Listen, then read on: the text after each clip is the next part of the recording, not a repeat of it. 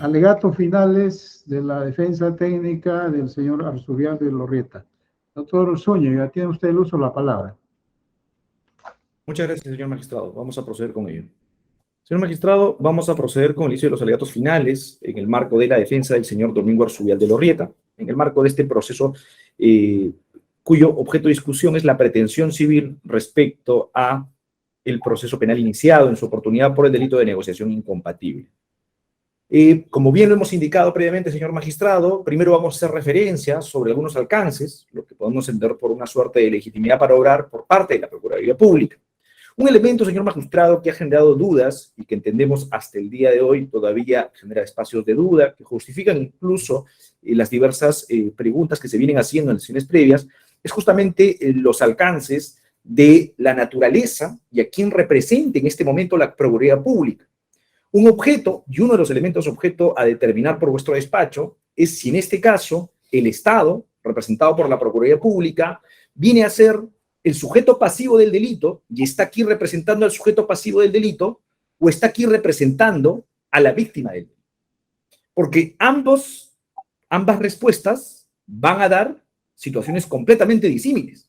Es más, en su oportunidad, la causal de nulidad de la sentencia de segunda instancia, en el extremo que determinó la pretensión civil y que se declaró nula por falta de motivación, justamente partía de la premisa de no justificar las razones por las cuales se estimaba una pretensión civil, pero que en el fondo tenía muy claro el concepto que teníamos aquí enfrente a la Procuraduría Pública como representante del sujeto pasivo del delito y no así como el representante de las víctimas del delito.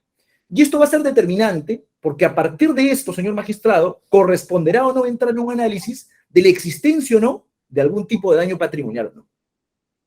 En ese extremo, respecto al señor Domingo Arzubialde, el punto de partida de la responsabilidad civil imputarse, consecuencia de la responsabilidad civil extracontractual, viene a ser el proceso penal que se instauró y que terminó por condenar y privar de libertad al señor Domingo Arzubialde. En ese proceso, en la resolución 2 del 10 de marzo de 2017, que obra a folios 1371 del tomo 3, se estableció tener por constituido en actor civil al Estado debidamente representado por la Procuraduría Pública.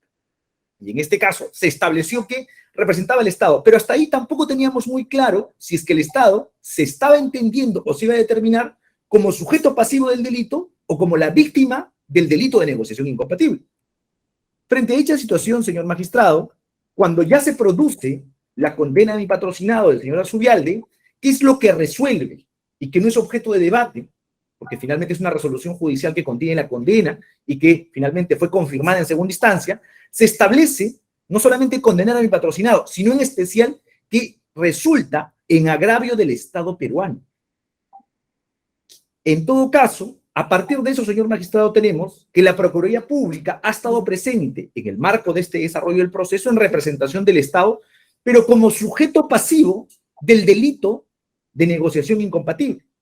Y esto se puede colegir del propio texto de la sentencia, donde se va a hacer una distinción clara entre los usuarios y el Estado, donde si bien es cierto, ambos podrían tener algún tipo de representación en el marco del proceso, para efectos del principio dispositivo que exige cualquier pretensión civil, hoy nos encontramos únicamente con una pretensión civil por parte del Estado como sujeto pasivo del delito y no como víctima del delito. Esto es así, señor magistrado, en virtud de lo siguiente. El Decreto Supremo 064 va a establecer cuál es la naturaleza de los peajes, señor magistrado. Y la naturaleza de los peajes nos va a decir que no constituye un tributo, sino que más bien es una retribución por un servicio y que está sujeto a la aplicación de cualquier tipo de impuestos. Si esto es así, señor magistrado, nuevamente tenemos, y vamos clarificando, que tenemos dos elementos en esta situación jurídica a determinar. Por un lado, los usuarios del servicio, que son cada persona que hemos tenido que pagar o pagamos nuestro peaje a través de los temas de peajes, y por otro lado, el Estado. A partir de esta definición tenemos entonces, señor magistrado, que el usuario del servicio tendría que ser legitimado porque a partir de la tesis recogida en la sentencia, postulado y por Procuraduría, quien se ha visto perjudicado y mermado en cierto modo su patrimonio es el usuario del servicio y no así la Procuraduría Pública. La Procuraduría Pública en su oportunidad ha señalado que es el titular de la acción penal porque, en efecto, resulta siendo cuando se trata un delito de peligro abstracto, pero no en el caso concreto, señor magistrado, cuando es objeto de imputación un delito como el de negociación incompatible. En ese mismo contexto, señor magistrado, nuestro Código Procesal Penal, en el artículo 94, literal 4, establece de manera expresa lo siguiente: las asociaciones en los delitos que afectan intereses colectivos, como es en este caso, señor magistrado, porque en puridad lo que se está discutiendo aquí es que hay un conjunto de usuarios que se han visto perjudicados porque han tenido que pagar una suma dineraria superior a la que correspondía conforme al marco contractual que existía. Y señala el artículo 94 que en estos casos son las asociaciones quienes tienen la titularidad para ejercer los derechos y facultades que tienen las personas que son ofendidas por el delito.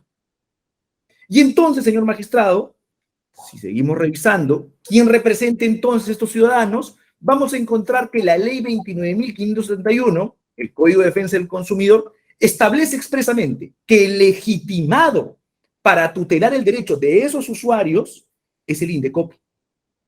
El artículo 130 del Código de Defensa del Consumidor establece que el Indecopi se encuentra legitimado para promover de oficio los procesos judiciales en defensa justamente de estos derechos difusos o colectivos. Con eso, señor magistrado, es que Indecopi es el responsable de que, entendiendo que el peaje no es un tributo, sino es una tarifa que genera una relación de consumo entre el proveedor del servicio, llámese el concesionario, y el usuario del servicio, que es cada una de las personas que pasa por la línea de peaje, es entre estas dos personas que corresponde ser representadas a través del Indecopi para la defensa de estos intereses colectivos. No pudiendo ser en esa línea posible, señor magistrado, que se postule la Procuraduría Pública en representación de ello. Y hasta aquí pareciera, señor magistrado, que únicamente es una interpretación propia de quien en este momento esgrime el argumento. Sin embargo, señor magistrado, nos vamos a remitir al Manual de Criterios para la Determinación del Monto de Reparación Civil en Delitos de Corrupción de la propia Procuraduría Pública. Este manual, elaborado por el Ministerio de Justicia, justamente para la Procuraduría Pública, ha establecido la importancia de la distinción entre el sujeto pasivo del delito y las víctimas del delito.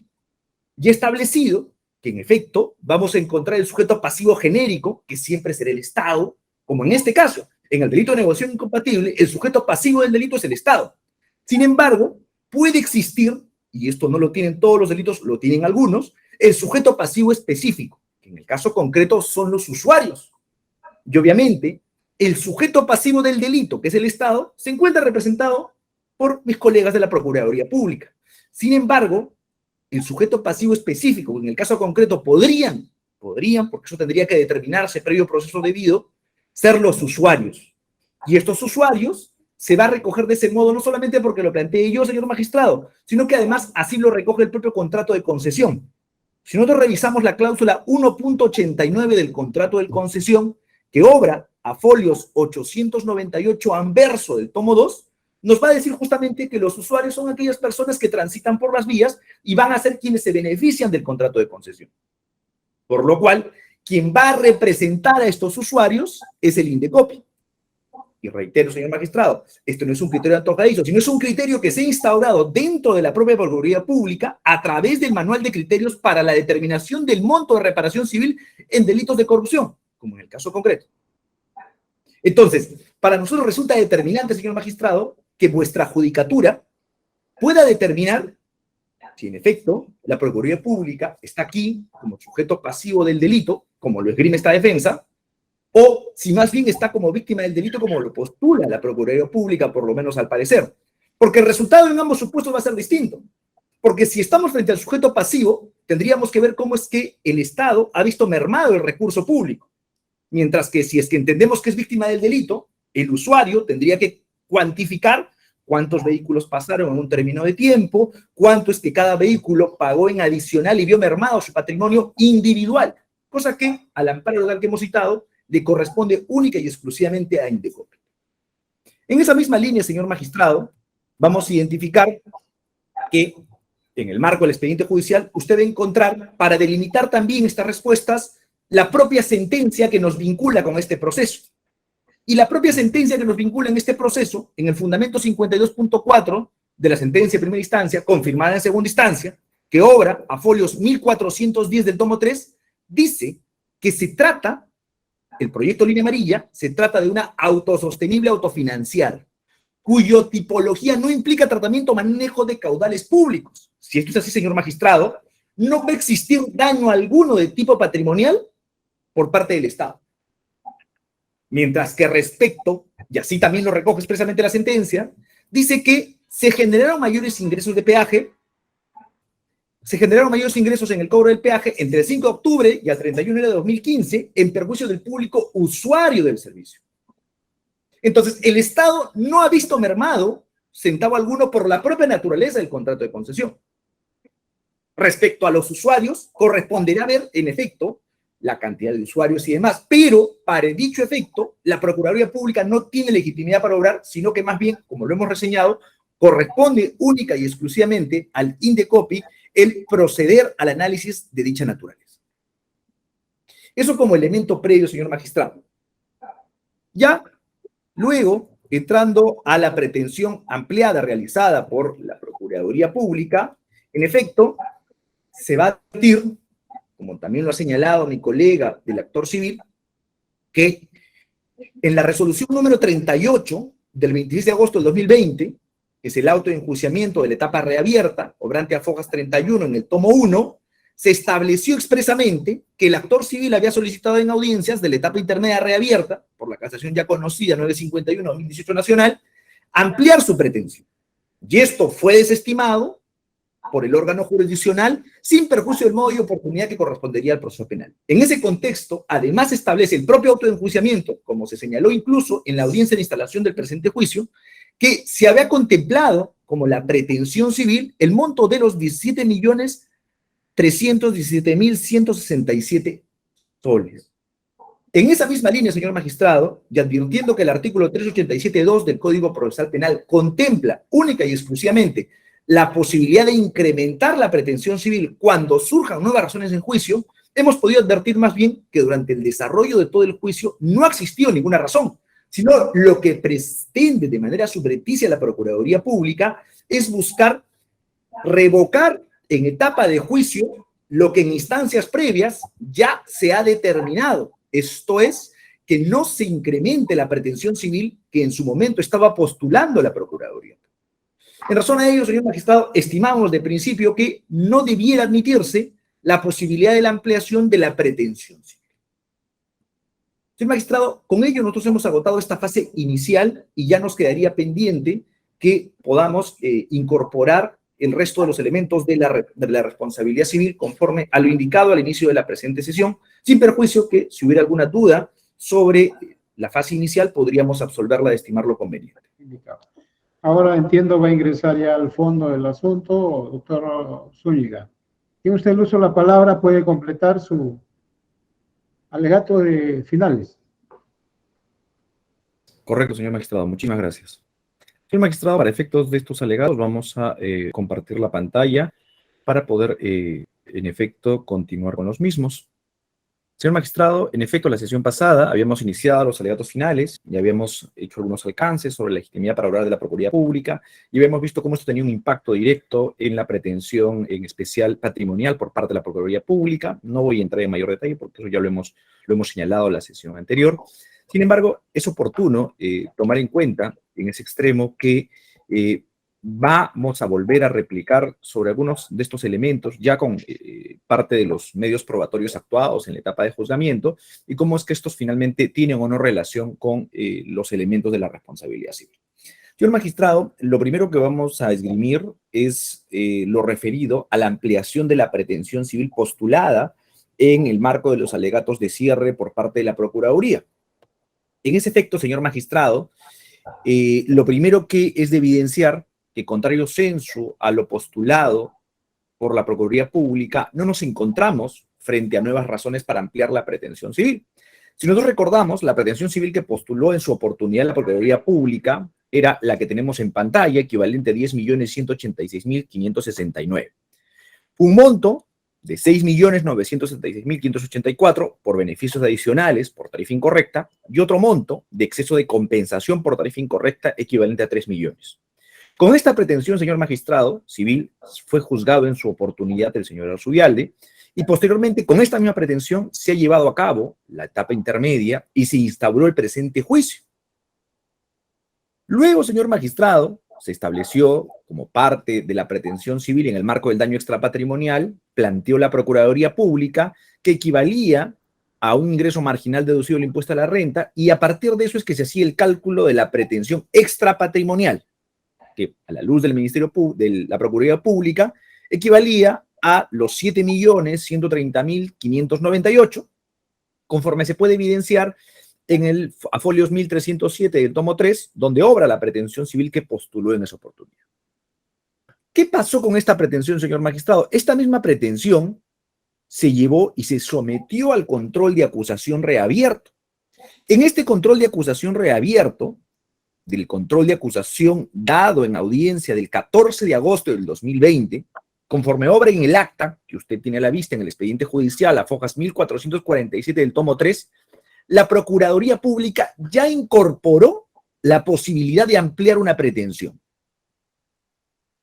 El requisito para poder discutir una nueva pretensión es que se traten de razones distintas a las que podrían haber habido preliminarmente.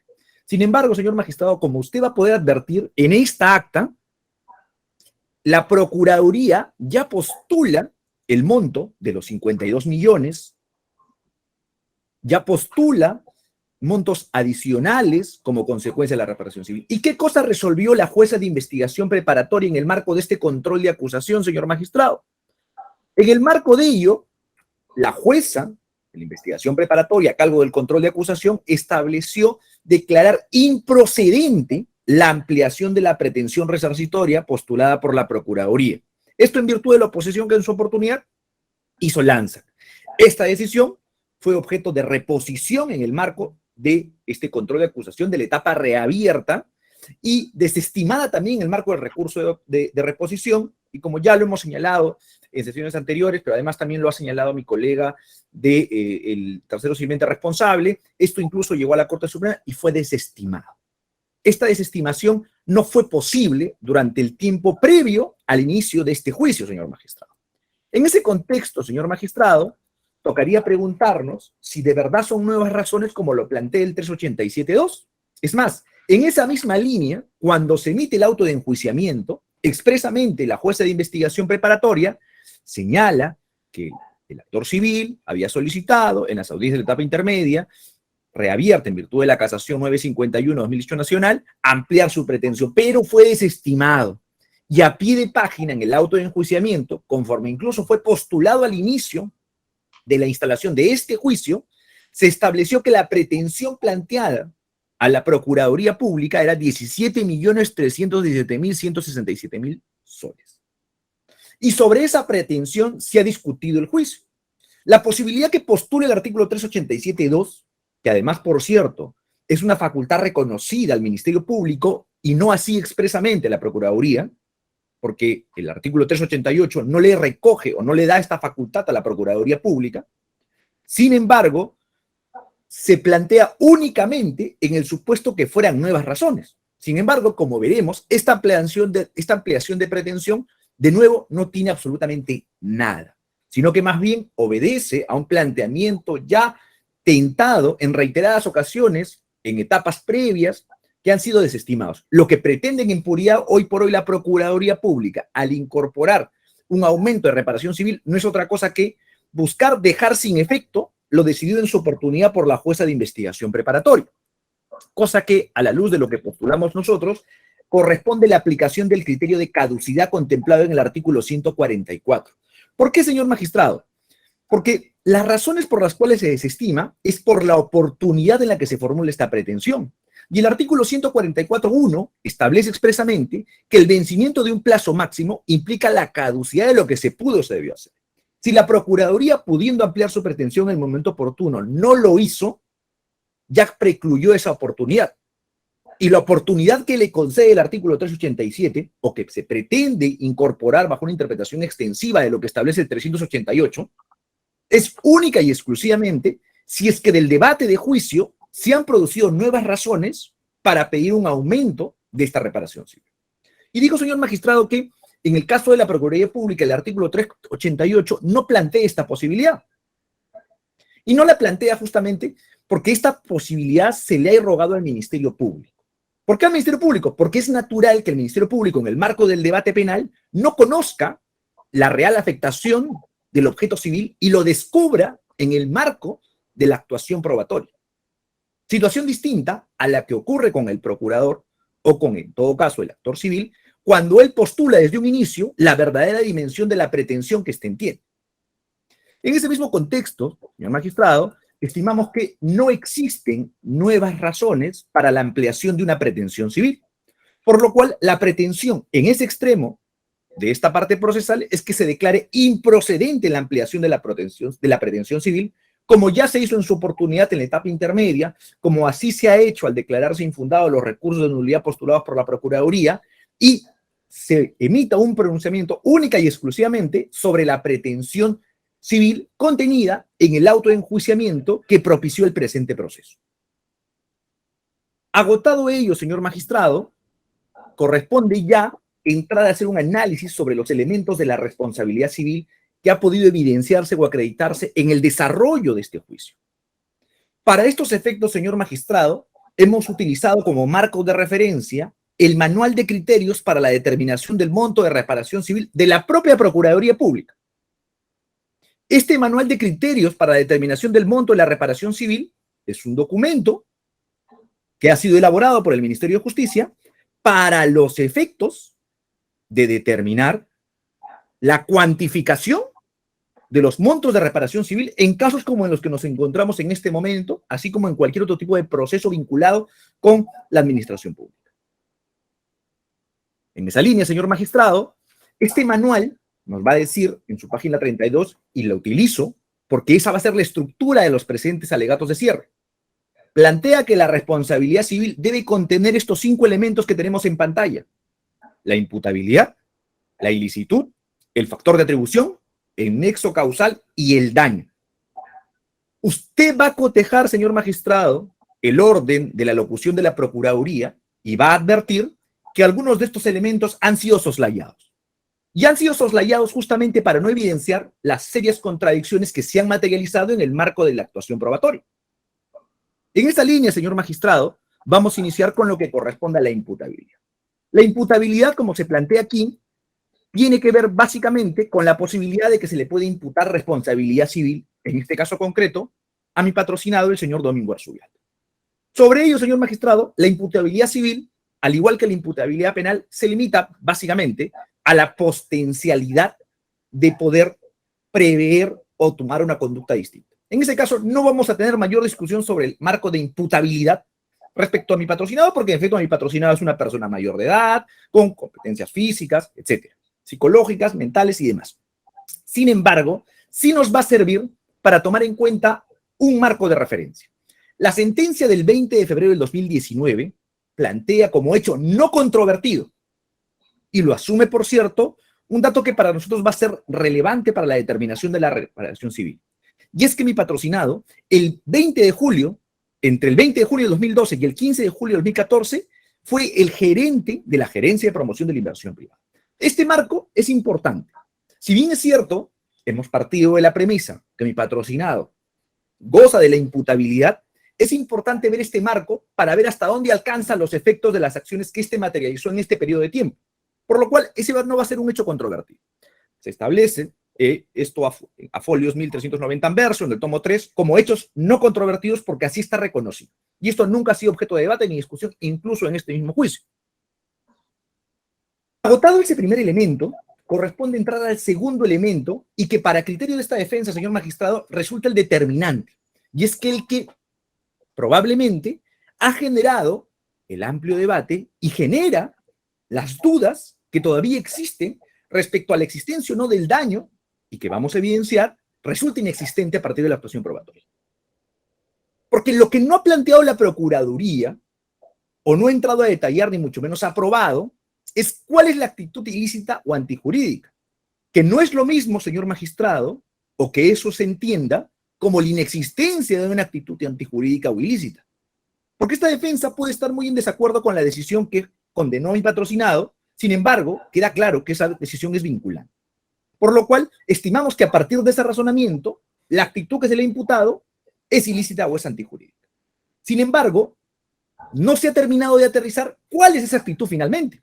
¿Cuál es el comportamiento que materializó el señor Arzubialde para que ese comportamiento sea contrario al ordenamiento jurídico?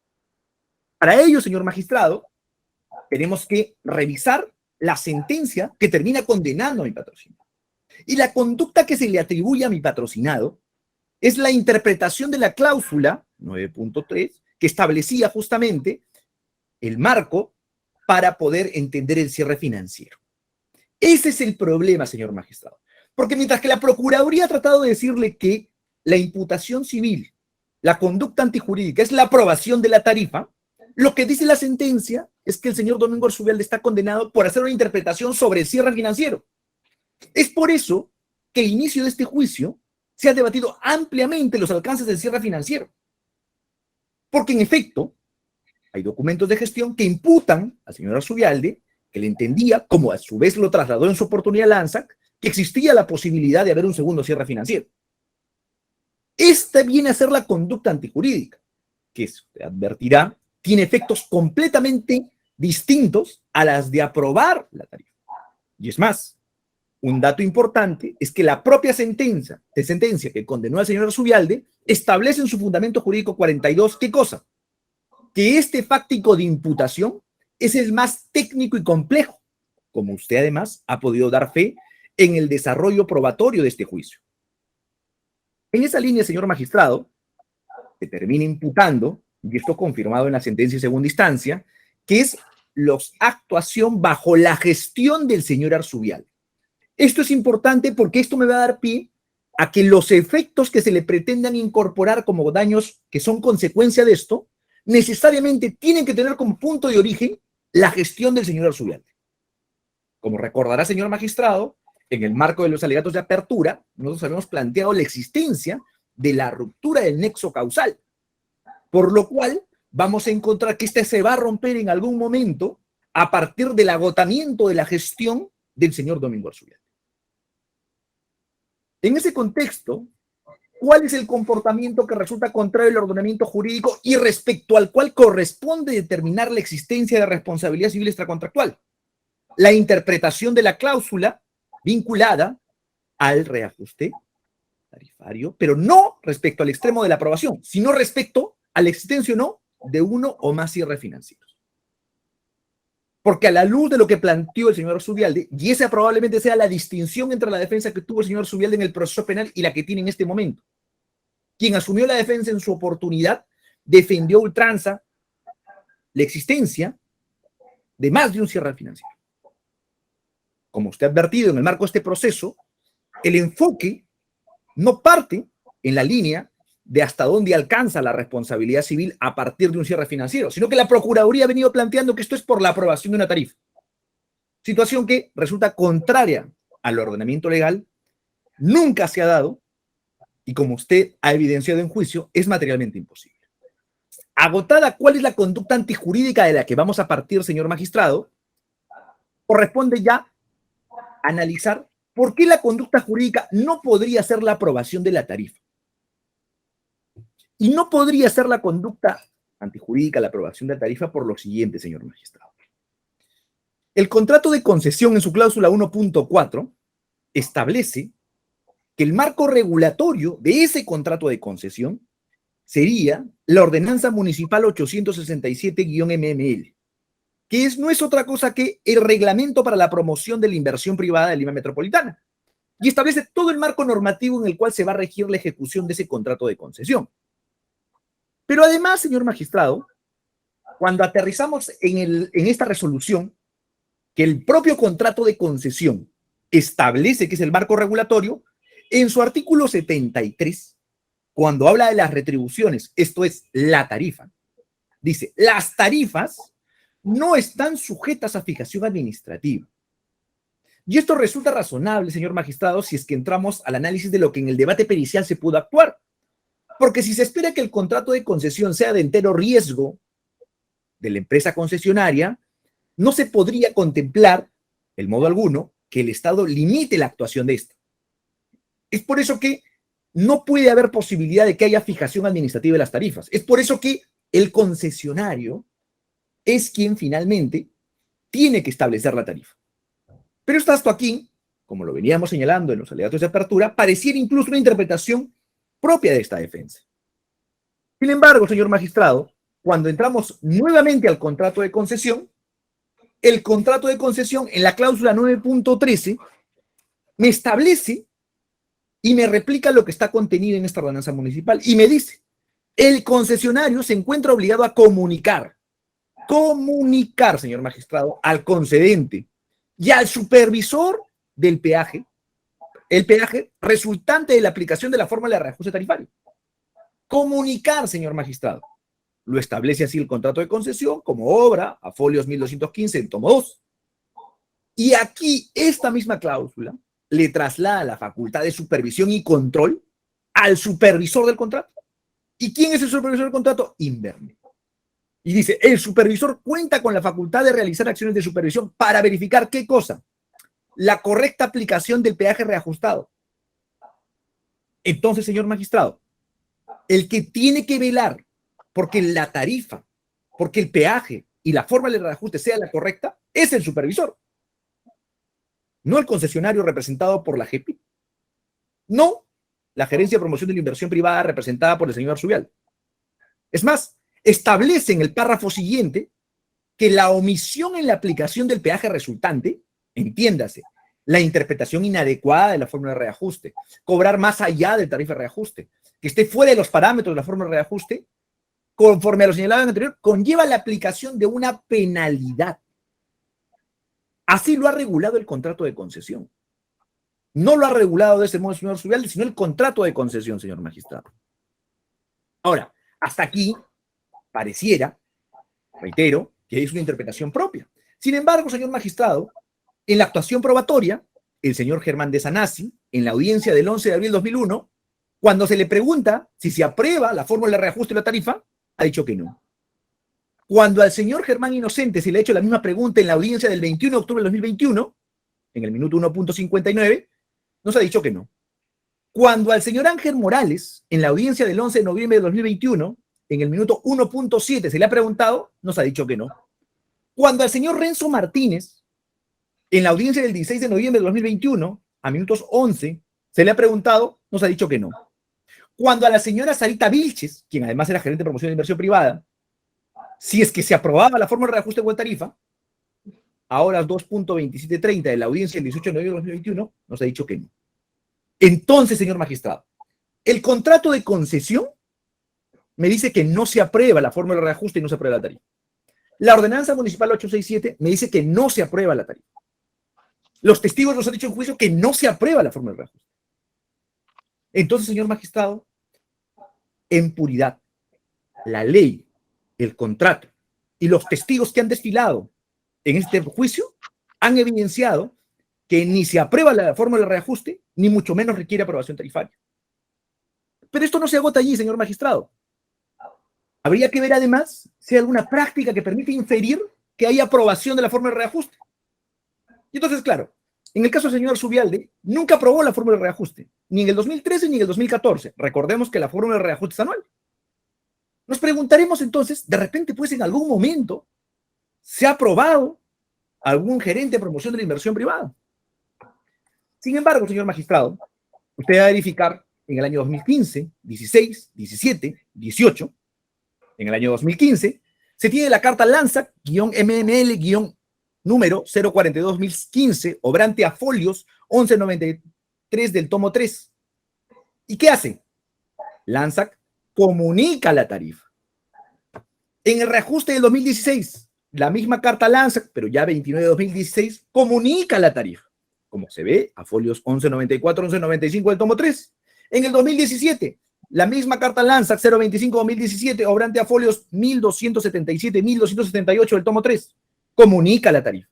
En el reajuste de 2018, la carta Lanzac 027-2008 también comunica la tarifa. Aquí hay un dato importante administrativo, señor magistrado, para que usted lo pueda tomar en cuenta. En la revisión in extenso del expediente judicial, se tiene que, no todo el expediente judicial se encuentra con una foliación continua o adecuada, por lo menos no el que está compartido en el Drive.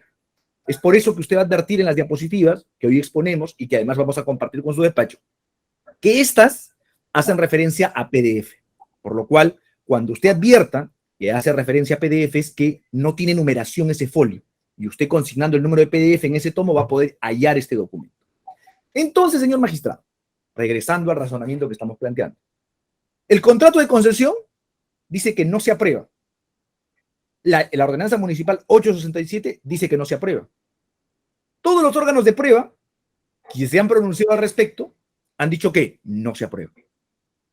En la práctica, hasta el año 2018, no ha habido un solo reajuste tarifario que haya sido aprobado por algún gerente de promoción de la inversión privada. La conclusión es evidente, señor magistrado. No existe forma alguna, ni legal, ni se ha materializado en la práctica, la aprobación ni de la fórmula del reajuste, ni de la tarifa.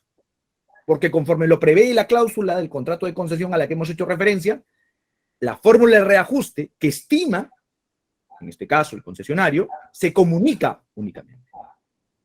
Pero, como usted bien en alguna sesión lo indicó, ¿pero significa entonces que la empresa puede poner la tarifa que quiera? No, señor magistrado. Porque el propio contrato de concesión ha establecido que sea alguien el responsable de verificar que la fórmula del reajuste y la tarifa se ajusten a los parámetros que establece el propio contrato de concesión. En esa línea, la cláusula 1.80 del contrato de concesión, señor magistrado, establece que el supervisor es el Fondo de Inversiones Invermet. De acuerdo lo dispone la Ordenanza Municipal 799. Dato importante, señor magistrado, porque cuando usted recuerde esta ordenanza municipal, recordará que sobre esta ordenanza municipal se preguntó a todo el equipo auditor, señalando todos de manera uniforme que ninguno de ellos había tomado en cuenta la citada ordenanza. Dato adicional, señor magistrado, de carácter administrativo. Esta ordenanza, al igual que la ordenanza 867, fueron presentados por esta parte procesal, por escrito. Vuestro despacho dispuso su incorporación en el expediente judicial, sin embargo, no obra en el expediente judicial, por lo cual solicitamos sea tomado en cuenta. Luego, el contrato de concesión establece... Doctor, un momento, doctor Zúñiga. Señor magistrado. ¿Qué es lo que no está obrando en el expediente judicial, dice usted? Esta defensa presentó dos documentos, que son la Ordenanza Municipal 867 y la Ordenanza Municipal 799. Y Ordenanza Municipal 799. Así es. Especialista de audiencia, doctora, a ver, coordine por favor, doctor, coordine por favor con el especialista de causa y que verifique si estas dos, pero doctor, estas dos ordenanzas municipales, 867 y 799, ¿las presentó usted con algún escrito? Sí, señor magistrado, las presentamos con un escrito. ¿Recuerda usted la fecha del escrito? Si me da unos minutos, voy a disponer que me ayuden a ubicarla. Ya, bueno, ya, mientras tanto, ya, continúe su exposición, doctor. Especialista de audiencia, por Muchas favor. Gracias, señor magistrado. Muchas gracias. Y entonces el contrato de concesión nos va a remitir a la Ordenanza Municipal 799. Sobre esto vamos a volver en algún momento más. Pero además el contrato de concesión, en la cláusula 15.3, obrante a folios 1228 anverso del tomo 2, dice: el supervisor tiene competencia para la supervisión, seguimiento y control al concesionario en el cumplimiento de las obligaciones legales, contractuales o administrativas en los aspectos del ámbito de competencia conforme a la Ordenanza 799. Datos importantes. Me está diciendo entonces, señor magistrado, el contrato de concesión que el supervisor verifica el control de las obligaciones legales. Y yo le acabo de evidenciar, señor magistrado, que una obligación legal contractual era la comunicación de la fórmula de reajuste. Por lo cual, esta comunicación de la fórmula de reajuste era obligación de supervisar por parte de Invermet. En ese contexto, señor magistrado... ¿Por parte de quién, doctor? ¿Por parte de quién? ¿Perdón? Era función de supervisar? Invermet. Muchas gracias. Y entonces, señor magistrado, aterrizamos en la ordenanza que se hacía referencia a la cláusula anterior, la ordenanza 799. ¿Y qué me dice esta ordenanza 799, señor magistrado? Esta ordenanza 799, primero, es la ordenanza que se aprobó en el 14 de julio de 2005 y es la ordenanza que establece las atribuciones y funciones del órgano encargado de velar por el cumplimiento de los contratos de participación de la inversión privada local. Esta ordenanza establece en el artículo 2, señor magistrado, asígnese al Fondo Metropolitano de Inversiones, Invermet, la representación de la Municipalidad Metropolitana de Lima en la supervisión de los contratos de participación de la inversión privada, respecto de todas las materias vinculadas al otorgamiento de la buena pro y demás. Pero aquí viene lo importante. Ya me dijo esta ordenanza municipal que Invermet es el supervisor. Y entonces, cuando yo reviso las atribuciones que recoge el artículo 3 de esta ordenanza municipal, dice lo siguiente: para los efectos a que se refieren el artículo 1 y 2, el 2 acabo de hacer referencia, Invermet ejerce las siguientes atribuciones, señor magistrado. Y voy a empezar por literal F. Y el literal F me dice: velar por el cumplimiento del sistema tarifario, peajes y otros cobros de similar naturaleza establecidos en los contratos de participación privada. O sea, no se aprueba la fórmula de reajuste, no se aprueba la tarifa, pero se supervisa. ¿Y quién supervisa, señor magistrado? Invermet. No lo digo yo, lo dice la ordenanza municipal. En esa misma línea, esta ordenanza municipal le establece que Invermet es el responsable de verificar el cumplimiento de las obligaciones derivadas de los contratos de participación de la inversión privada. Entonces regresamos nuevamente a lo mismo, señor magistrado. Esta obligación contractual respecto a la comunicación y después verificar que la fórmula de reajuste se ajuste a los términos contractuales, ¿le correspondía a quién? A Invermet. Y finalmente, en la misma línea, señor magistrado, Invermet le corresponde, conforme lo establece el literal I de este artículo, efectuar el cobro de las penalidades que el supervisor imponga por el cumplimiento de las obligaciones previstas en los contratos. Entonces, la fórmula de reajuste no se aprueba, se comunica. Una vez comunicada, el supervisor, en este caso Invermet, verifica que ésta se ajuste a los términos contractuales. Y si no se ajusta, ¿qué pasa? Se le aplica la penalidad. Así lo establece el contrato de concesión, la ordenanza 869 y la ordenanza a la que acabamos de hacer referencia. Para dicho efecto, Invermet tiene toda una estructura, señor magistrado, y esa estructura tiene una gerencia de supervisión de contratos. Una gerencia, dentro de la estructura orgánica de Invermet, tiene una gerencia exclusivamente para dichos efectos de supervisión, conforme se puede evidenciar a folios 2022 en el tomo 5 del presente expediente. Y esta gerencia, señor magistrado, que depende de Invermet, tiene por funciones, así lo establece el artículo 36 de la resolución 09/2011 CD/Invermet, que es el reglamento de organización y funciones de Invermet, dice expresamente en el literal D: supervisar el cumplimiento de las cláusulas contractuales establecidas en los contratos de participación de la inversión privada. Entonces, señor magistrado, no solamente lo establece el contrato, no solamente lo establecen las ordenanzas municipales, el propio reglamento de organización y funciones del propio Invermet tenía una gerencia encargada para dichos efectos. En esa lógica, señor magistrado, vamos a encontrar que la cláusula 9.13 establece expresamente: el supervisor cuenta con la facultad de hacer acciones de supervisión para verificar, expresamente lo dice, señor magistrado, la correcta aplicación del peaje reajustado en el periodo correspondiente. Entonces, hemos evidenciado en juicio, señor magistrado, todos los órganos de prueba que hemos hecho referencia, las resoluciones, ordenanzas municipales, el contrato de concesión, establecen este procedimiento asignándole al supervisor esta facultad de analizar si es correcto o no el fórmula de reajuste para finalmente penalizar, porque tampoco le puede impedir al contrato de concesión porque no establece dicha forma de cesión, de restricción al concedente. En esa misma línea, señor magistrado, y agotando ese procedimiento, establece la cláusula 15.5, fundamento a folios 1228 anverso, en el tomo 2, dice: el supervisor, que como hemos señalado es Invermet, tiene la competencia para aplicar al concesionario, o sea, al ANSAC, en caso de incumplimiento de obligaciones contractuales debidamente acreditadas, las penalidades establecidas en el anexo 13, hasta por un monto acumulado máximo ascendente al tope correspondiente en cada etapa de la concesión conforme a lo previsto en el capítulo 11. Y entonces, señor magistrado, me voy al anexo 13. Y el anexo 13 me muestra esta tabla 6 que tenemos líneas más abajo. Y establece expresamente penalidades referidas a la sección 9 del contrato, el peaje y la tarifa. Y vamos al cuadro marcado en rojo y dice, señor magistrado, monto $1,000. Aplicación de un valor de peaje distinto al correspondiente según el mecanismo de reajuste por cada día. Entonces, señor magistrado, reestructurando toda la idea, la forma de reajuste, la ANSAC comunica al concesionario y al supervisor.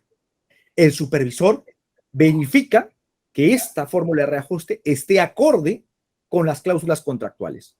Y si no está acorde, ¿qué hace? Lo penaliza y le asigna las penalidades que el propio contrato de concesión tiene. Entonces, la fórmula tarifaria, la fórmula de reajuste, no es objeto de aprobación. En ese contexto, concluimos, ¿por qué no podría ser la aprobación de la tarifa la conducta antijurídica que se le imputa al señor Zubialde? Porque, como lo acabamos de evidenciar, y usted lo ha podido cotejar en el desarrollo de todo este juicio, la tarifa no está sujeta a aprobación alguna, sino únicamente a supervisión por parte de Invermed. En ese contexto, lo que pretendemos, señor magistrado, es que se advierta que la antijuricidad de la conducta que se le imputa en el marco de la reparación civil que se le pretende imputar al señor Zubialde sea la de interpretar la cláusula precedente, la cláusula referida a que el contrato de concesión posibilitaba más de un cierre financiero. Porque eso es lo que recoge la sentencia que termina condenando al señor Zubialde. Porque el señor Zubialde postulaba que era posible hacer una interpretación de un segundo cierre financiero. Razonamiento que a todas luces para nosotros resulta ajustado a derecho, pero que la sentencia de primera y segunda instancia estimaron que no se ajustaba. Entonces, la conducta antijurídica que va a propiciar cualquier clase de reparación civil es la de interpretar la posibilidad de más de un cierre financiero. Y eso va a tener un efecto bastante limitado, como lo vamos a evidenciar en el resto de los alegatos que nos restan en la sesión de hoy. Evidenciada la conducta antijurídica, que es punto de partida para la reparación civil, corresponde entrar al análisis del factor de atribución. Y corresponde aquí, en el marco del factor de atribución, entender a qué título podría ser responsable el señor Zubialde.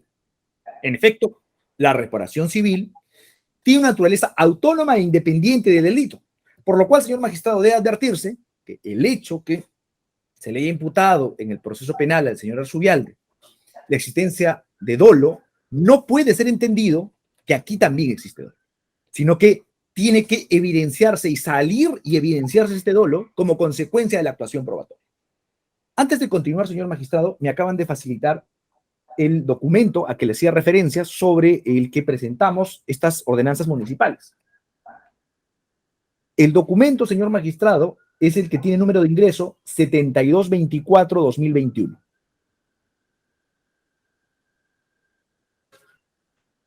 ¿De qué fecha, doctor? El 4 de noviembre del 2021.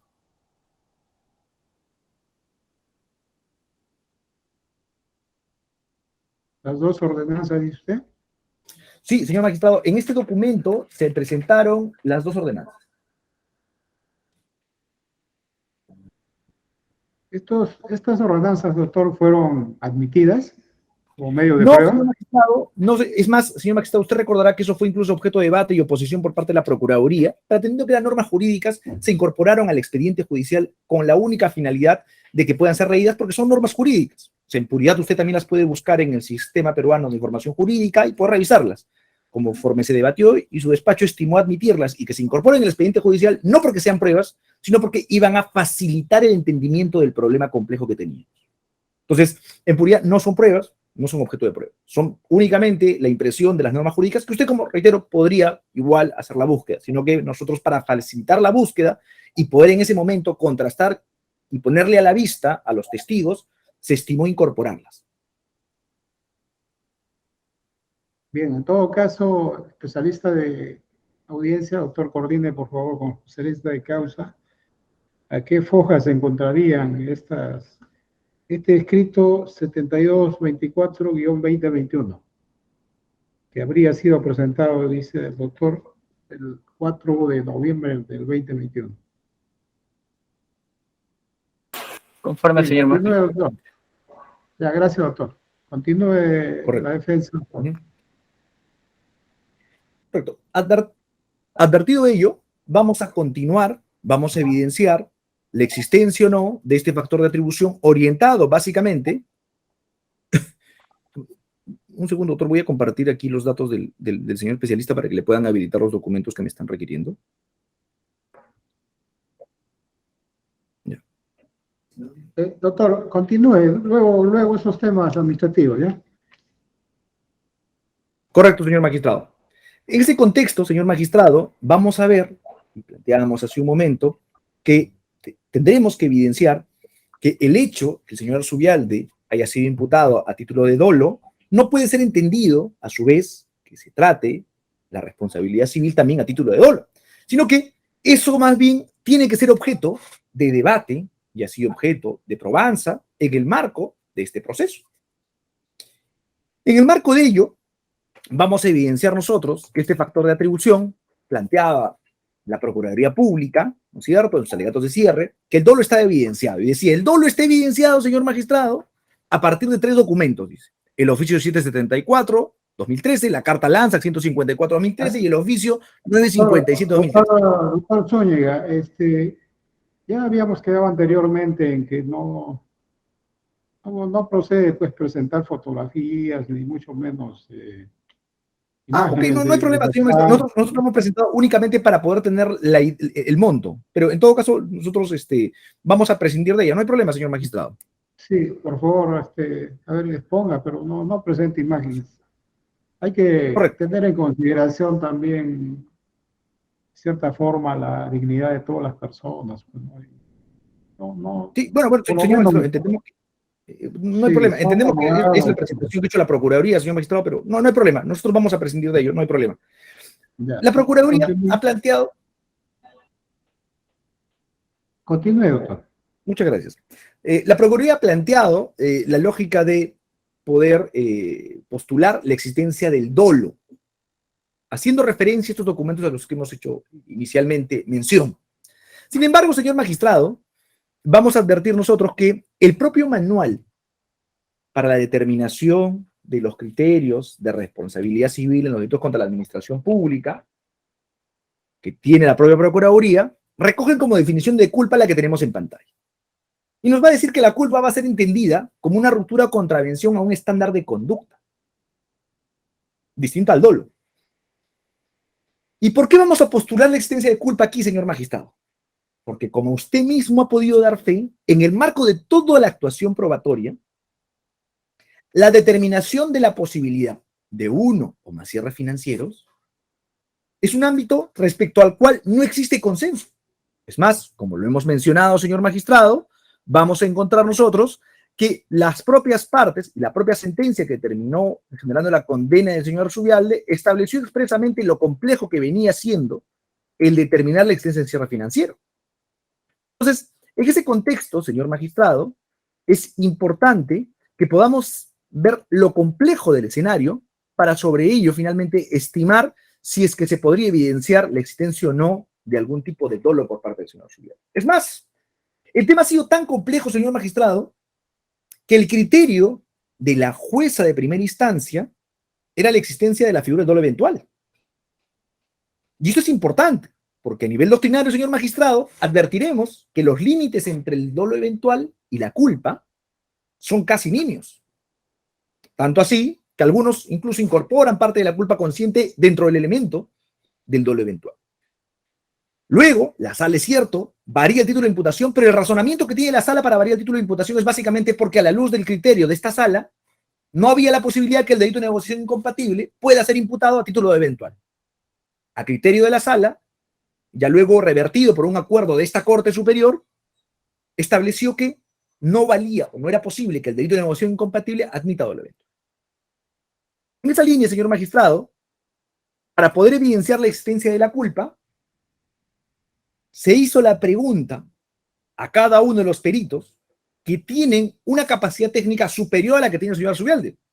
Porque el señor Arzubialde es un arquitecto muy profesional, pero él no tiene el conocimiento de rigor económico que existía para interpretar la cláusula de existencia o no de uno o más cierres financieros.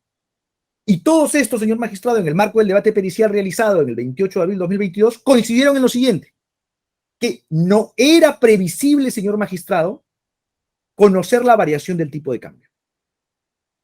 Y eso resulta a todas luces un hecho además evidente.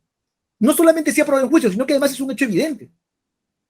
Todos nosotros, señor magistrado, vemos cómo es que la fluctuación del tipo de cambio es tan invariable que no podríamos saber en qué tanto esto podría terminar afectando o no esta decisión. Lo que nos lleva a evidenciar que, si bien es cierto, conforme después lo reseña la propia sentencia, se trata de un acto complejo que justifica la posibilidad de la culpa. Pero además, señor magistrado, y esto también es importante, ya hemos dicho que la fórmula de reajuste y la tarifa no tenían o no requerían ningún tipo de aprobación, sino únicamente de supervisión. Eso quiere decir, señor magistrado, que dentro del ámbito de competencia del señor Arzubialde, lo único que podría haber hecho el señor Arzubialde es quizá, tal vez, poner una voz de alerta y decir, señores, deténganse, o renunciar al caso. Pero aquí es importante el documento que obra a folios 1988, tomo 4. Este documento, señor magistrado, que es la carta Lanzac 074-2012, es la carta a través de la cual, antes de la fecha de explotación, se le comunica a Invermet como órgano supervisor la totalidad de comunicaciones previamente sostenidas con el señor Arzubialde. Y entonces, sabiendo ello, porque además esta comunicación, como usted advierte, me parece que la imagen es un poco pequeña, pero usted va a poder verificarla en su integridad a folios 1982, usted debe evidenciar en el pie de página que esta documentación fue en copia al señor Arzubialde. Entonces, el señor Arzubialde sabía que el órgano responsable de la supervisión de la tarifa, de la supervisión de la fórmula de reajuste, sabía de las observaciones que él mismo había hecho en su oportunidad y las dudas que ellos tenían respecto a la fórmula de reajuste periodo 2013. Siendo así, ¿dónde está la posibilidad de imputar algún tipo de dolo por parte de la responsabilidad que se le imputa? No se le podría imputar que él quería beneficiar a esta empresa, más aún reitero, si es que el órgano responsable de supervisar y fiscalizar ya tenía conocimiento. En ese contexto, señor magistrado, hemos graficado nosotros una línea del tiempo que permite evidenciar ello. El inicio de la explotación, señor magistrado, se va a dar el 10 de octubre del 2013. Pero el 4 de octubre del 2013, Invermet ya sabía de las dudas que le generaba y que le generó en su oportunidad la Gerencia de Promoción de la Inversión Privada la fórmula de reajuste que se estaba planteando. Claro, la Procuraduría dice, no, ¿por qué no lo hicieron antes? ¿Por qué no lo plantearon antes? Pero lo hizo. Uno podría decir del mismo modo, señor magistrado, ¿por qué la Procuraduría no planteó antes una ampliación de pretensión y espera luego buscar revocarla en una ampliación de pretensión? El mismo razonamiento podríamos aplicar. Pero en esa lógica, señor magistrado, se advierte que el señor Arzubialde no necesitaba comunicarle a Invermet la posibilidad de las observaciones que él había planteado inicialmente. ¿Por qué? Porque él ya sabía que el 4 de octubre, el propio Lanza le había comunicado y trasladado estos documentos. Entonces, ya agotó allí la competencia. Vamos a volver a referirnos a esto, señor magistrado, cuando postulemos la ruptura del nexo causal. Porque hasta aquí evidenciamos única y exclusivamente la posibilidad de la existencia de culpa como lo postula esta defensa. En ese contexto, señor magistrado, ¿a qué título podría imputarse la responsabilidad civil al señor Arzubialde? Tomando en cuenta que Invermet ya tenía el dominio funcional, pero además el conocimiento. El conocimiento de que se podía generar un grave perjuicio, como hoy se postula, a la aplicación de la fórmula de reajuste ya la tenía Invermet. Las razones por las que Invermet no lo aplicó no competen en este juicio. Pero esa información ya tenía conocimiento el señor Arzubialde. Teniendo esa información, señor magistrado, podríamos pensar que la conducta del señor Arzubialde puede ostentar algún tipo de dolo. No solamente no porque no tenía la posibilidad de impedir la aplicación de fórmula de reajuste porque el contrato no se lo permitía, No estaba en su marco de competencia. Estas reflexiones nos ponen en evidencia y han demostrado en el desarrollo de este juicio que estamos frente a un supuesto de culpa en el marco de la reparación civil. Agotado ello, el siguiente elemento que nos corresponde analizar, señor magistrado, es el referido al nexo de causalidad. Y aquí vamos a volver a tocar algunos de los elementos inicialmente tocados la sesión pasada. Nos obliga, porque aquí vamos a tratar de identificar, señor magistrado, si existe una relación de causalidad, porque este es el elemento que Procuraduría no ha desarrollado, señor magistrado. Y no ha desarrollado porque no le resulta conveniente, porque evidenciaría la inexistencia del daño patrimonial, como usted lo va a advertir. Porque la única forma que se postule la existencia de algún tipo de daño es que exista una causa ligada a una consecuencia determinada a partir del evento lesivo que se postula.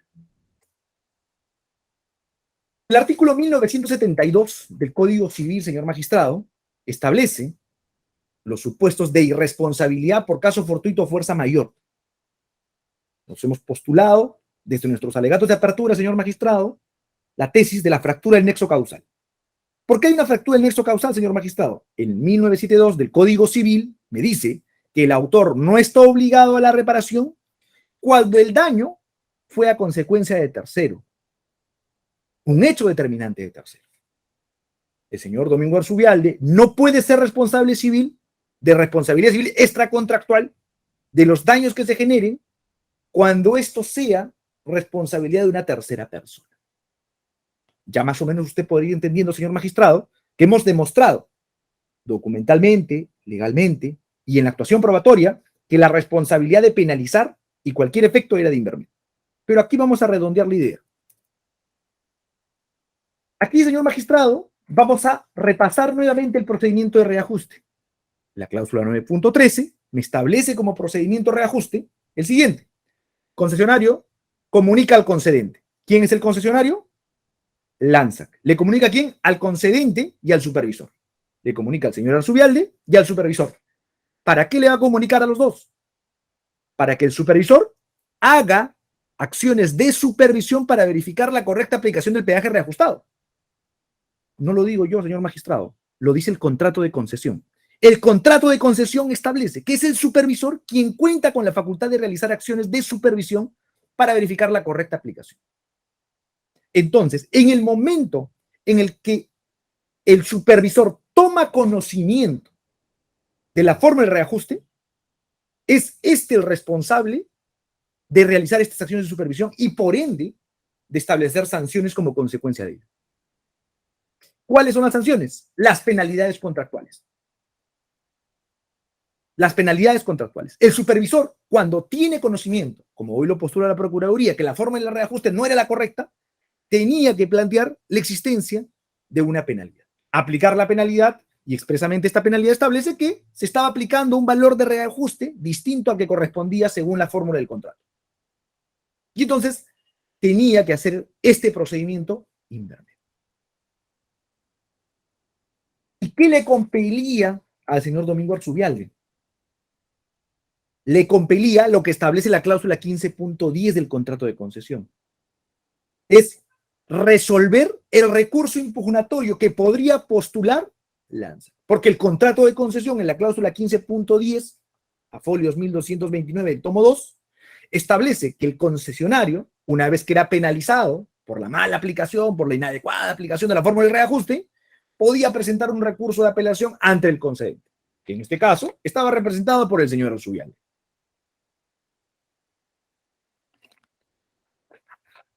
En esa lógica, señor magistrado, nunca se le penalizó y por ende nunca se impugnaron esas penalizaciones. Por ende, el señor Arzubialde no tuvo mayor rol en el procedimiento de la fórmula de reajuste, porque reitero, es un procedimiento unilateral. En ese contexto, señor magistrado, en este gráfico, evidenciamos en qué momento se produce esta fractura del nexo causal.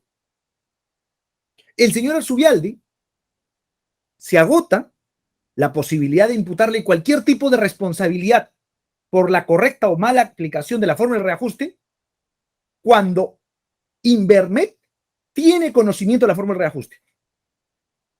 porque el contrato de concesión, la ley, a través de las ordenanzas municipales reseñadas, le ha establecido que quien supervisa la forma de reajuste es Invermet.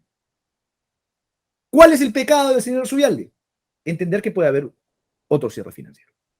Pero eso se agota cuando ya la forma de reajuste y sus observaciones son puestas en conocimiento de Invermet. Invermet podía estar de acuerdo o en desacuerdo con el señor Zubialde. Finalmente, estuvo de acuerdo. El estar de acuerdo, teniendo la competencia de aplicar las penalidades y no hacerlo, podría convertir en responsable civil a quien estuviera haciendo las veces de Invermet. Y ojo, que este mismo razonamiento que estoy trasladando aquí, señor magistrado, es el razonamiento que se traslada en el proceso arbitral seguido entre la Municipalidad de Lima y LANSAC. Porque en efecto se ha materializado que la Municipalidad de Lima consintió al no aplicar las penalidades. Porque como no hay procedimiento de aprobación, lo único que corresponde es supervisión. Y la supervisión estaba en manos de Invermet. Por lo cual, señor magistrado, la fractura del nexo causal respecto a que la responsabilidad del señor Zubialde se materializa el 4 de octubre de 2013 a través de la carta LANSAC MML Invermet 074-2013, obrante a folios 1981 anverso, tomo 4. En esa lógica, señor magistrado, ¿cuál es el hecho determinante? El hecho determinante es que la aplicación de la forma de reajuste aplicada en estos periodos 2013 y 14 fue supervisada por Invermet. E Invermet nunca, pero nunca hizo algún tipo de observación. Y no hizo ninguna observación, no solamente esta gestión, las gestiones posteriores también, la 15, 16, 17, 18, etc. Ninguno hizo ninguna observación sobre ello. Entonces, quien tenía dominio funcional para supervisar, penalizar, sancionar e impedir una fórmula de reajuste que no correspondiera era Invermet. Entonces, si al señor Zubialde se le va a imputar algún tipo de responsabilidad civil, esa responsabilidad civil no puede tener ningún tipo de vinculación, señor magistrado, con la aplicación o incluso el cobro del peaje. A partir de ello, señor magistrado, corresponde analizar la causalidad no solamente viene con la lesión, sino también con el daño generado. ¿Qué consecuencias negativas podrían derivarse de esta lesión, señor magistrado? Y es aquí donde justamente vamos a replicar los alegatos iniciados la sesión pasada. Porque para entender los daños tenemos que entender a quién representa en este momento la Procuraduría. Porque la Procuraduría, el hecho de no tener la claridad, señor magistrado, y no definir ad límite cuál es la representatividad o la representación que ejerce la Procuraduría, nos lleva justamente a las confusiones que han ampliado el debate en este juicio. Señor magistrado, voy a corregir aquí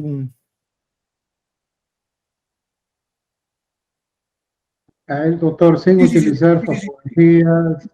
Sí, señor magistrado, la Procuraduría Pública ha planteado, en las diapositivas anteriores lo teníamos, pero usted lo va a tener seguramente más fresco, y ha dicho, señor magistrado, por un si acaso, autores, la doctrina, y nos ha citado un par de autores, Leiser León, entre otros, dicen que los daños no requieren prueba. Pero lo que no le ha dicho, pero menos mal se puede evidenciar, es que esos dos autores a los que ha citado la Procuraduría, primero, la doctrina no es fuente del derecho, señor magistrado, pero incluso si quisiéramos incorporarlos, para este caso en concreto, son obras anteriores al año 2016. Y lo que plantea la Procuraduría es cierto desde el año 2016. Se tenía ese razonamiento. Pero el cuarto Pleno Nacional Jurisdiccional Civil y Procesal Civil, que es del año 2017, posterior a los autores citados por la Procuraduría, establece expresamente que debe someterse a las reglas de la carga de la prueba del demandante, en este caso de la Procuraduría Pública, y evaluarse los elementos de la responsabilidad mediante medios probatorios directos e indirectos, no siendo suficiente presumir los criterios de cuantificación, pues estos deben ser objetivos. ¿Qué significa en puridad, señor magistrado? Que los daños son de carga de la prueba del demandante. Y el demandante tiene que probar que existen esos daños. Y obviamente, nosotros, como demandados, nosotros, como parte a la que se le imputa la existencia de la responsabilidad civil extracontractual, tendríamos que demostrar que estos hechos no son ciertos. Y entonces, en apariencia podríamos decir, sí, pero se ha actuado aquí algunos medios probatorios que nos han dado algunos números, porque solamente eso nos han dado, señor magistrado. Números vacíos, números sin sustento, números que, bajo el principio de autoridad que ostenta una persona que se estima denominar especialista, se quiere catalogar como números que finalmente evidencian la existencia del daño. Para ello, señor magistrado, vamos a hablar sobre los supuestos daños patrimoniales. Hacemos referencia a que son supuestos porque, como vamos a evidenciar, y ya lo hemos reseñado en la sesión anterior, no puede existir daño patrimonial porque la Procuraduría Pública está aquí sentada, señor magistrado, como representante del Estado, no como representante de la ciudadanía. Porque lo que se imputa aquí es un delito con peligro concreto. Porque lo que se imputa aquí, señor magistrado, es la afectación material del Estado, no de los usuarios. Porque los usuarios tienen otras vías para poder ser representadas. Porque, claro, resulta razonable que en delitos de peligro abstracto, donde los dañados somos todos en general, el Estado sea quien nos represente. Pero cuando no es el caso, sino que más bien responde a intereses difusos, como lo hemos señalado, esta representación tiene que tener un cauce legal. Y entonces, se ha planteado en la sesión anterior, en el marco del daño patrimonial, lo siguiente, utilizando inicialmente el cuadro contenido en el informe de auditoría, y se ha planteado que existiría un total de exceso de ingresos de 14.331.334. Aquí hay un dato importante, señor magistrado. Lo primero es que, conforme ya lo señaló, y por eso es que yo no he estimado replicarlo, por lo menos no con esa precisión, el informe de auditoría de cumplimiento, cuando se les ha contrarrestado la información, si es que esto equivale a perjuicio o no, todos los auditores han respondido que lo que ellos hacen es determinar cumplimientos o incumplimientos, nada más. No determinan perjuicio. Y resulta razonable, porque el perjuicio requiere un análisis mucho más profundo. Entonces, el informe de auditoría 303 no determina perjuicio, determina cumplimientos o incumplimientos. Es más, a partir de esos incumplimientos se establecen procedimientos disciplinarios. Pero supongamos por un momento, señor magistrado, que determinase perjuicio. Si eso fuera así, señor magistrado, y lo que tenemos en pantalla es el perjuicio, acá hay un problema. Que esta pretensión no ha tomado en cuenta lo siguiente, que no puede existir perjuicio del Estado, porque conforme al propio contrato de concesión, como se evidencia en la cláusula 1.70, el peaje, quien está obligado a pagarlo, es el usuario. Y el usuario son las personas que circulan por el proyecto Línea Amarilla y pagaban como contraprestación la tarifa prevista, no el Estado. Por eso es importante distinguir si la Procuraduría aquí representa a los usuarios de la vía, dentro de los que probablemente incluso estaríamos algunos de nosotros, o si está representando al Estado como sujeto pasivo del delito de negociación incompatible. Conforme la sentencia que propicia este proceso, porque estamos en este proceso civil no porque la Procuraduría haya demandado al señor Arzubialde, estamos en este proceso porque el señor Arzubialde ha sido condenado por un delito. Y la condena que se materializa contra el señor Arzubialde es una condena donde se establece expresamente que el agravio es en agravio del Estado, no de los usuarios. En esa lógica, señor magistrado, ya el contrato contempla quiénes son las personas que terminan sufragando este dinero. Entonces, cuando nosotros revisamos este cuadro, señor magistrado, y este cuadro dice exceso de ingresos, lo que está diciendo no es que el Estado perdió plata, no es que el Estado perdió dinero, está diciendo que unos usuarios han pagado de más. Y esto es una media verdad. Ya lo veremos más adelante. Pero es importante, señor magistrado, entonces, que cuando hacemos referencia a esta lógica, se puede evidenciar que no hay perjuicio del Estado. Tanto es así que el propio contrato de concesión, en la cláusula 2.5, que obra folios 1193 anverso, el tomo 2, establece que la modalidad de la concesión es gratuita. Ergo, no le simboliza un costo alguno al Estado. Y establece más abajo, además, en el siguiente párrafo, la concesión es autosostenible. Quiere decir que el Estado no gastó un solo sol en esto. Entonces, si nos preguntamos si el Estado ha visto disminuido su patrimonio, no, el Estado no ha visto disminuido su patrimonio. Es por eso que la sentencia de primera instancia estimó que no había daño patrimonial. Claro, el error fue que no explicó las razones por las que no había este daño patrimonial. Porque probablemente si hubiera explicado las razones de la inexistencia del daño patrimonial, hoy no estaríamos en esta audiencia. Pero aquí hay un dato más interesante aún, señor magistrado, que va a complicar de por sí el cálculo que podría haberse estado generando. Y es que, como también lo hemos dicho... Sí, doctor Zúñiga, antes de que ingrese usted a ese bloque, estos argumentos que entiendo, en resumen, han entendido que aquí el agraviado no sería el Estado, sino los usuarios de la vía que pagan el peaje, ¿no? En eso se resumiría su no, señor magistrado, lo que estamos postulando es que hay que distinguir dos tipos, el código regula dos tipos de personas afectadas, por así decirlo. Por un lado, el agraviado, y por otro lado, el sujeto pasivo del delito. ¿Cierto? Por ejemplo, en el delito de resistencia a la autoridad, el agraviado es el Estado, pero mejor dicho, el perjudicado con el delito es el Estado, pero el agraviado es el policía que fue golpeado, el funcionario que fue golpeado. Son personas distintas. A ambas les corresponde reparación civil si es que se incorporan al proceso. Aquí pasa exactamente lo mismo. En este caso, aquí, no salgamos a otro caso. Está usted indicando que el Estado no sería el... El Estado en este caso es el sujeto pasivo del delito, pero no el agraviado. ¿A quién considera usted como agraviado o supuesto agraviado? Exactamente, así es. El agraviado aquí podría ser el usuario, sí, pero en realidad el Estado es el sujeto pasivo del delito. A ambos les puede corresponder reparación civil, pero en este caso la Procuraduría está representando al Estado como sujeto pasivo del delito. Bueno. O sea, usted considera sujeto pasivo del delito, bueno, en realidad es una unidad, pues, ¿no? Esto es el objeto penal y el objeto civil. Esto ya tiene un tramo avanzado ya respecto del objeto penal. Usted está considerando que, ¿no?, como están reunidos, hay acumulación de pretensiones prácticamente, ¿no?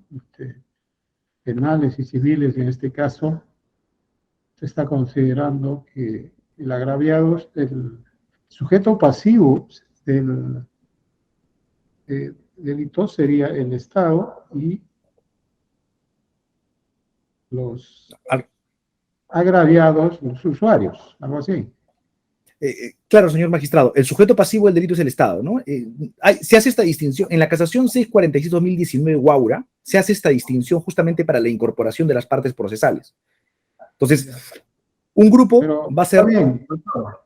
Está bien. Le iba preguntando, voy a cerrar la pregunta. Estos mismos argumentos se han esgrimido al momento que se ha emitido la resolución de constitución en actor civil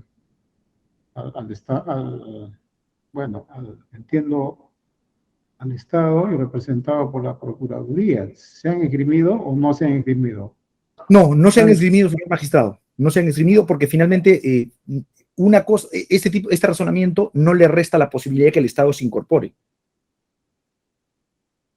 Ya. O sea, estas ideas que usted está planteando, diríase, son nuevas. Correcto.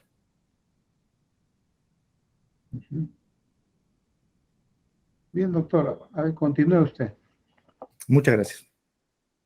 Entonces, esta confusión que se genera a partir del sujeto pasivo del delito y el agraviado se van a relucir con mayor razón cuando tomamos referencia la revisión de la adenda al contrato de concesión.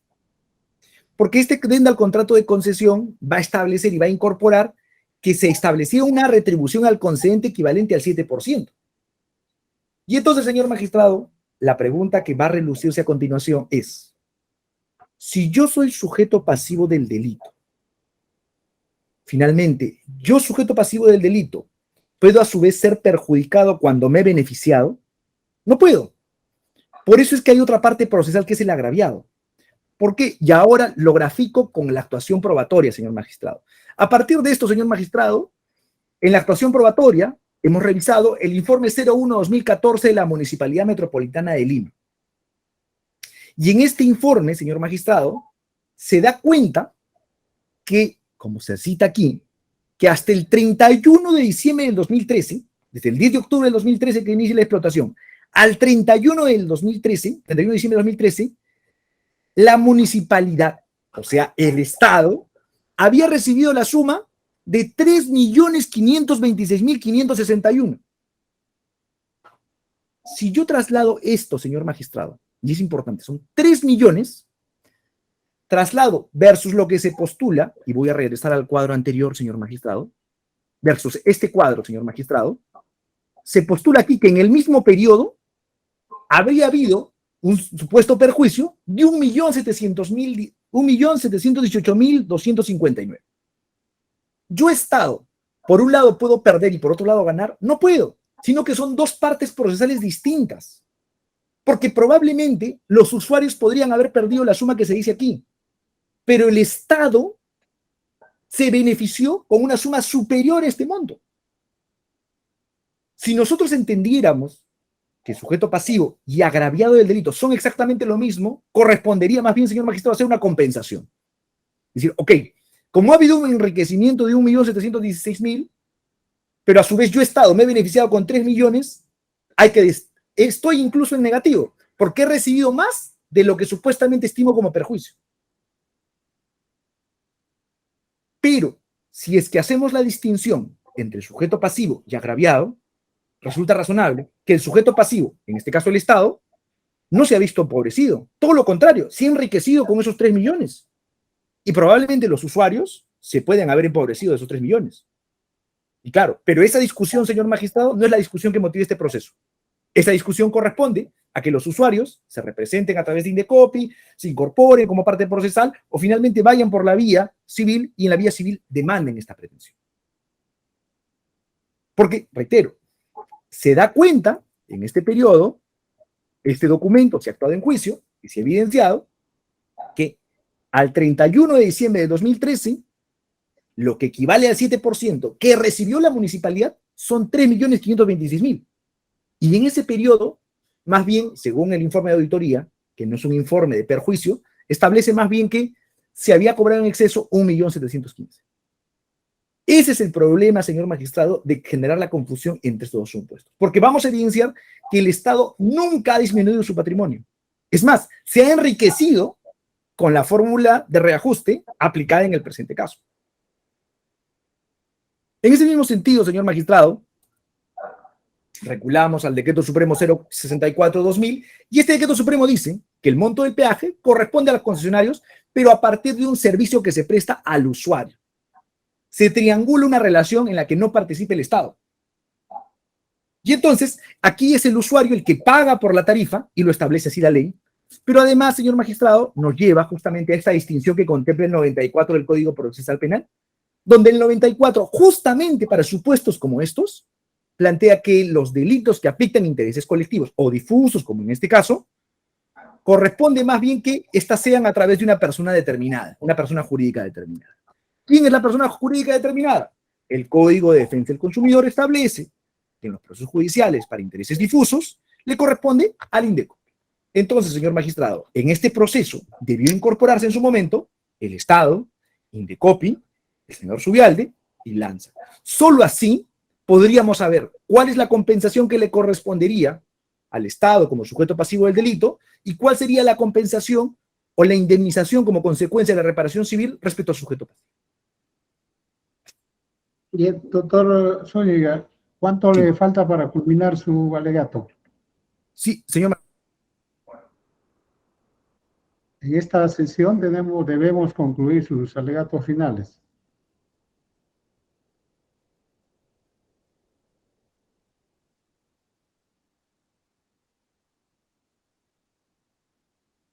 Especialista de audiencia. Doctor Zúñiga, ¿podría encender su micrófono, por favor? Sí, sí, señor magistrado, indicaba que en efecto sí vamos a terminar en la sesión de hoy los alegatos de cierre. Ya, antes que culmine, una pregunta. Bueno, el juicio ha sido largo, ustedes son testigos de ello. uno de los puntos a analizar será pues la cláusula 9.9, en la cual indica que había un parámetro para reajustar el monto del peaje, ¿no?, de la empresa concesionaria, el AMSA, en su oportunidad.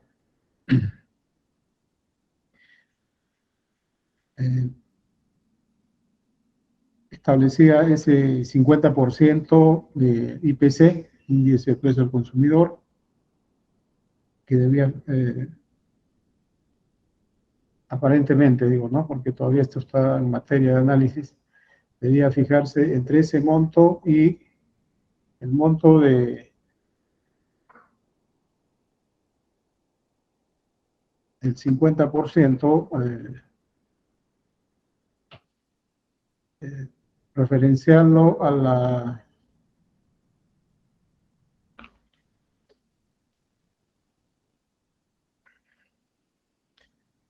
reajuste que debería fijarse en función al dólar americano, pues, ¿no? ¿Usted considera, doctor, que el reajuste fue indebidamente incrementado o no lo fue, o al haberse utilizado en parte solo el 100% de índice de precio al consumidor estaba dentro del rango, o quizás no tiene respuesta? Tampoco le estoy obligando a que me absuelva esa pregunta, solo si dentro de su teoría está esa respuesta, No, doctor señor Zúñiga. magistrado, nosotros no podríamos responder ello, no solamente porque es un tema sumamente complejo, sino porque además, dentro de lo que se ha venido desarrollando, como lo hemos planteado, no estaba dentro del marco de competencia del señor Zubialde, por lo cual no hemos entrado en un análisis de esa naturaleza. No compelía, era un acto unilateral que finalmente no propiciaba que alguien tuviera que, por lo menos el señor Zubialde, tuviera que controlar si es que esto estaba acorde o no al contrato de concesión. Estimamos que, como lo han reconocido las partes en el debate probatorio, se ha aplicado una fórmula distinta, pero no sabemos en qué términos eso ha podido tener un impacto en el cobro de la tarifa real. Está bien, doctor. Ya, bueno, es su respuesta. Ahí, continúe y debe usted ir culminando prácticamente de aquí a 5 minutos, 5 o 6 minutos, porque solo se ha agenciado la sesión de la audiencia hasta las...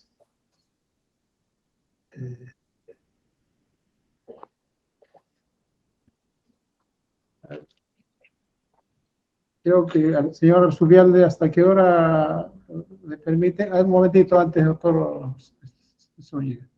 ¿Hasta qué hora le permiten estar en la sala de audiencias en el INPE, señor Zubialde? 5 de la tarde, señor juez. Ah, ya. Doctor Zúñiga, continúe entonces. Correcto, señor magistrado. Vamos a continuar entonces. Señor magistrado, entonces, en ese contexto, vamos a evidenciar que el agraviado con el delito que no forma parte de este proceso tendría que haber sido el INDECOP. Pero esto no solamente, reiteramos una vez más, no es un criterio unilateral de esta parte procesal, sino que a la misma conclusión arribó el tribunal arbitral. Usted debe evidenciar, señor magistrado, en el laudo arbitral actuado en el presente proceso, en el fundamento jurídico 373, que obra a folios 1543 anverso en el tomo 4, concluye y dice, por mayoría, que se debe considerar que el CPDC, que es el Código de Protección de Defensa del Consumidor, se aplica entre la relación entre el ANSAC y los usuarios. Entonces, señor magistrado, la ley establece ello. La jurisprudencia establece ello. En la actuación probatoria se ha evidenciado ello. Otro tribunal que ha resuelto temas conexos ha establecido que, en efecto, hay una relación de consumo y corresponde que sea él, en todo caso, el INDECOPE quien represente a estos usuarios. En ese contexto, señor magistrado, advertimos que no hay hasta aquí daño patrimonial. Pero además, señor magistrado, también es de evidenciar que la causalidad no solamente se aplica respecto a la existencia o no de la responsabilidad, sino también respecto al daño. Y en el marco de ello, es importante identificar si hay causalidad entre la conducta desplegada por el señor Arzubialde y el potencial daño que se alegue en audiencia. Más allá que estimamos que no se ha probado en juicio, estimamos que este postulado, esta pretensión sobre la obtención ilegal de la suma ascendente de 6.408.193 soles por exceso de compensación del periodo del 2 de julio de 2013 al 4 de octubre del 2013 tampoco podrían ser atribuibles al señor Arzubialde. ¿Por qué tampoco podrían ser atribuibles al señor Arzubialde? Porque esta ruptura del nexo de causalidad se produce cuando el señor Arzubialde cese en el cargo. Pero no esto se produce solamente porque cese en el cargo, señor magistrado. Porque no se trata, como lo ha señalado la Procuraduría, que es que una persona mata y una vez que se va ya no es responsable de los hechos. No, no es por eso. Sino porque este acto, señor magistrado, este pago por exceso de compensación, se materializó por otro gerente de promoción de la inversión privada. Durante la gestión del gerente de promoción de la inversión privada, Jaime Villafuerte Quirós, se suscribe un acta y en esa acta se aprueba esta compensación. Entonces, mal haríamos, señor magistrado, si quieren pensar que existe algún tipo de vinculación con el señor Arzubialde respecto a ello. Entonces, esa posibilidad de ese exceso de compensación no le resulta. Reiteramos, los daños producidos en el marco de esto únicamente tendrán que ser aquellos que, a partir de la acción materializada por el señor Arzubialde, que en este caso es la posibilidad de que exista más de un cierre financiero, genere un tipo de daño. En ese mismo contexto, señor magistrado, cuando nosotros revisamos el acta de cierre de trato directo, esta acta de cierre de trato directo, aquí he obviado consignarle el número, ahora le voy a dar el folio del acta de cierre de trato directo. En esta acta de cierre de trato directo, señor magistrado, como usted va a ver, primero se suscribe el 20 de octubre del 2014. Eso es después que el señor Arzubialde cesó en el cargo. Pero además, lo más importante, esta acta de trato directo fue suscrita por el señor Jaime Shibabukuro Maeki. Entonces, ¿cómo podríamos imputarle que el daño generado como consecuencia de un acta de cierre donde el señor Arzubialde no suscribe podría ser imputable al señor Arzubialde? Sin lugar a dudas, aquí también existe esta ruptura de la causalidad del daño a la que se ha hecho referencia. Entonces, no podríamos plantear esta pretensión, también tendría necesariamente, señor magistrado, que ser desestimada. Luego, señor magistrado, en consecuencia, ya agotando el daño patrimonial, vamos a evidenciar que no existe ninguna afectación de carácter patrimonial, no solamente porque la Procuraduría no lo ha podido demostrar en juicio, sino porque el Estado, como sujeto pasivo del delito, conforme está en la sentencia que condena el señor Arzubialde, no ha sufrido ningún daño patrimonial. Reiteramos, es importante diferenciar entre sujeto pasivo del delito y el agraviado con la acción. En esa línea, señor magistrado, agotada la afectación patrimonial, vamos a entrar ahora a los supuestos daños extrapatrimoniales. Hay que advertir, señor magistrado, que al igual que en el caso anterior, también resulta aplicable el acuerdo citado en el que exige probanza los daños irrogados. En este caso en concreto, sí más bien es de reconocer que no resulta posible excluirnos de algún tipo de responsabilidad sobre el daño extrapatrimonial. Entendemos que en el marco de la imputación y la sanción que tiene el señor Arzubialde, en efecto corresponde que se consigne una afectación de carácter extrapatrimonial. El problema que va a encontrar usted, señor magistrado, y recordemos que esa fue uno de los móviles por los cuales se declaró la nulidad de la sentencia de primera instancia, es que habrá que motivar cuáles son las razones por las cuales se alcanza un monto determinado en el marco del daño extrapatrimonial. Y en ese contexto, el artículo 1332 del Código Civil establece para la cuantificación del resarcimiento que este monto solamente va a utilizarse la valoración equitativa por cargo de la judicatura cuando no pudiera ser probado. Por lo cual, tendríamos que haberse escuchado las razones por las cuales la Procuraduría Pública no pudo probarlo, para que solamente bajo ese supuesto vuestro despacho pudiera asignar un monto. Hemos señalado, el acuerdo plenario 2017 establece que tiene que ser probado.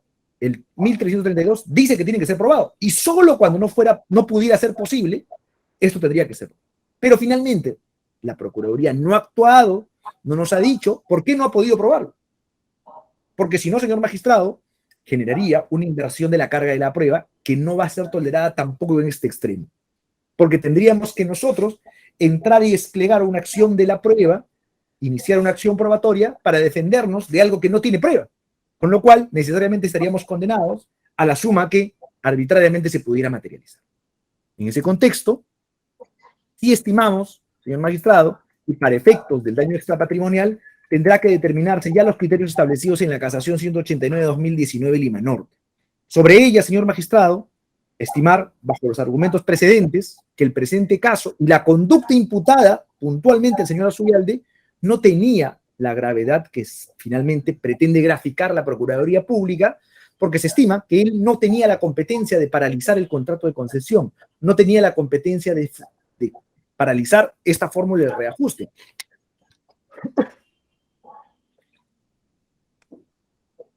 Asimismo, señor magistrado, las circunstancias de comisión, usted es el mejor testigo de lo complejo que es este caso. Usted es el mejor referente para evidenciar la situación complicada en la que puede haber estado el señor Azubialde al momento de tomar una decisión, por lo cual no nos encontramos en circunstancias agravantes de comisión. Finalmente, en el extremo del aprovechamiento obtenido, resulta palmario que incluso bajo el tipo penal imputado, el señor Azubialde hoy está privado de su libertad y de su familia sin haber obtenido provecho alguno como consecuencia de este delito.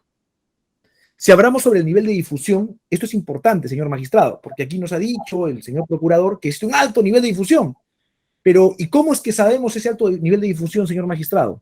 Yo no he visto un medio de prensa, un recorte periodístico que se haga referencia a ello. Tengo conocimiento que se vienen haciendo investigaciones sobre este mismo proyecto a diversas personas. Es más, usted bien lo sabe, señor magistrado, que sobre parte de las imputaciones planteadas por la Procuraduría hay otras investigaciones. No conozco una investigación que diga Domingo Azubialde generó tal o cual perjuicio. Domingo Azubialde dio una mala imagen a la municipalidad, o que este hecho en concreto, la existencia de un doble cierre financiero, sea el que genere algún tipo de afectación a la imagen patrimonial. Si hablamos, señor magistrado, sobre el impacto social, vamos a advertir que no tiene un alto impacto social. Todo lo contrario, señor magistrado.